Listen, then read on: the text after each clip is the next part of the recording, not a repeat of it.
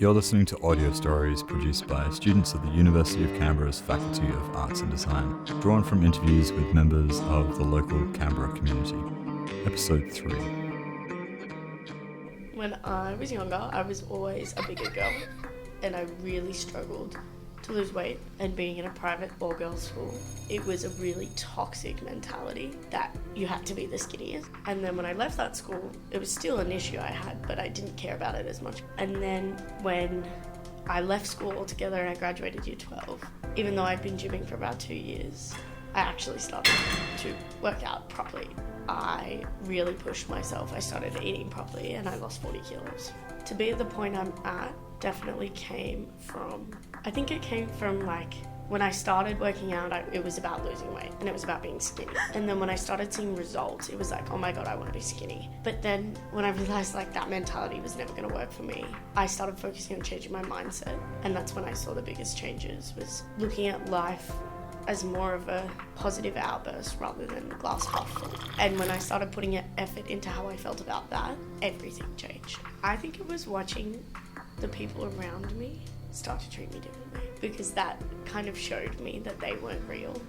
And like through it, I lost so many people because now I was pretty and now I was skinny. Whereas all the people who were really there the whole time, they never stopped taking the piss out of me, because they never cared about the way I looked. They cared about who I was and my morals. In 2019, we went to South Africa, visit family, friends, bit of a vacation. So on this particular trip, we went to a game park. A game park is like a massive zoo, but instead of cages and for you to see the animals through cages, it's an open space, so a landscape, and you just drive around and you can see all the animals from your car. So the most interesting thing is there's nothing between you and the animals. So there's no cages. The only thing between you and the animal is your car. You could step outside and you would be in the presence of a lion or in the presence of zebras. There's no barrier between you and the animals. So what changed my life about this trip was there was 2 huge elephants blocking the path. They had decided that they were just going to stay there and we couldn't get through. So that was pretty scary. They did get quite aggressive. So we ended up just parking the car and waiting for them to leave. So that was a bit of a near-death experience, if you will. I was more afraid of my own life. These are pretty big animals. They could crush your car, flip the car, like anything could have happened. So we actually just put the car in reverse. We reverse backed and then cut off the engine and just sat in the car, just waited for them. A bit unsafe, but game park's actually really fun, and just visiting South Africa is enjoyable. There's a lot of really cool places, tourist areas with beaches and that sort of thing. We also encountered like a pride of lions. There was about 10 of them. The experience was very enjoyable. He would always like wave at me and smile at me when I walked past him. It became weird one time when he tried to hang out with me.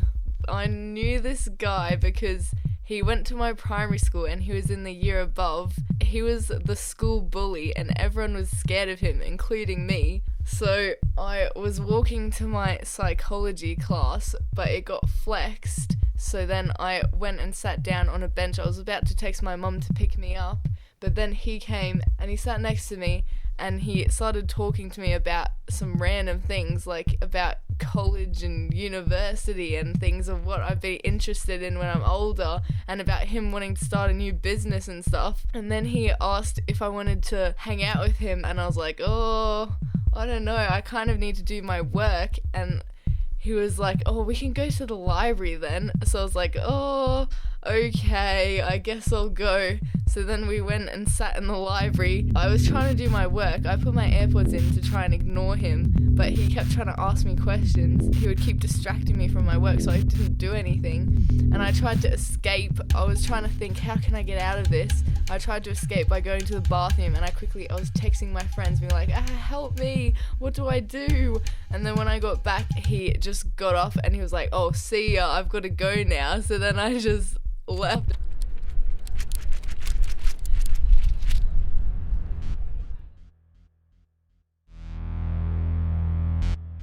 So, have you heard of the movie Jaws? Well, that's where the fear of the ocean came from. You were swimming along and then bang, you're ripped to shreds by a massive shark. That type of scene could scare a person for life. The fear of the unknown and dark is really what I find crippling. Depths of water still remaining undiscovered, and you expect me to just feel safe? Conflicted by the thoughts of others telling me how freeing and healing the waves can be, I was drawn to the beach.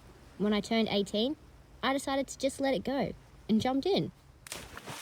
Well, when I first got into the water, the complete shock of the cold and rough waves made the panic of my fear and thoughts wash over me. I felt scared, and with the overwhelming fear that surely a shark would be swimming towards me, getting ready to eat me alive. However, with the apparent absence of any sharks or biting sea life, especially crabs, I let my body relax into the ocean. But if I'm being completely honest, I was not the biggest fan of the seaweed touching my legs. But as well, with the help of my friends encouraging me to join them in the deeper waters, helping me to relax into the smooth current and the distraction of that warm sun, I'd completely forgotten all about my fear that had once held me back and just finally let it go. Traveling with carry-on luggage really helps me be more positive when I'm traveling. I don't have to worry about my luggage being lost by the airline, which has happened to me. It definitely reduces my stress while I'm over there. I don't have to think so much about what I'm going to wear on any one day. It's a big pro in pretty much every aspect. It's lighter to carry when you're walking around and when you're transferring between hotels or even cities. And you don't have to check a bag, so you have everything with you at all times. What comes with traveling carry-on are mainly the restrictions that airlines place, the fact that it can only be a certain height, width, size, and the 7 kilo weight limit. 7 kilos is not much by luggage scales because you're going to need it. We have a Fairpoint 40, which is an Osprey bag. It's the lightest bag. It's compact, but it also fits in a lot of stuff. We use light packing cubes, just basically smaller bags that you put inside your bag to keep all your stuff together, and it kind of compresses stuff down and allows you to fit and organize more. I would definitely say that carry-on only would have been beneficial in Venice because there are a lot of stairs up and down over the canals. Anywhere that's historic, so if you're staying in the center of Paris or if you're staying in Rome, when you're going up many flights of stairs, it is a lot easier to just have a backpack on than it is to have a suitcase that you are trying to carry with you up many stairs. It's not impossible to do carry-on only. It is in fact very possible in winter or summer in any country.